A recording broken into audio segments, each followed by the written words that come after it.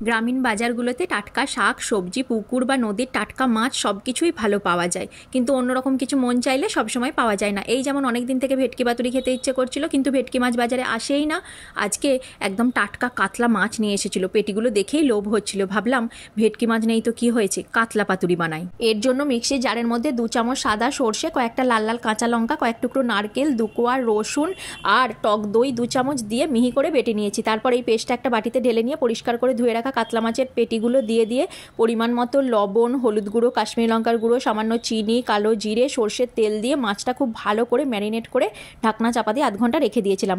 তারপর গাছ থেকে টাটকা নরম লাউ পাতা তুলে নিয়ে লাউ পাতার মধ্যে এই মাছটা একটা করে মাছের পিস দিয়ে অল্প গ্রেভি আর ওপর থেকে চেরা কাঁচা লঙ্কা দিয়ে ফোল্ড করে ননস্টিকের কড়ায় সর্ষের তেল গরম করে নিয়ে মাছের পাতুরিগুলো উল্টে পাল্টে ঢাকনা চাপা দিয়ে লাল লাল করে ভেজে নিলাম। গরম ভাতের সাথে পরিবেশনের জন্য কাতলা পাতুরি একদম তৈরি।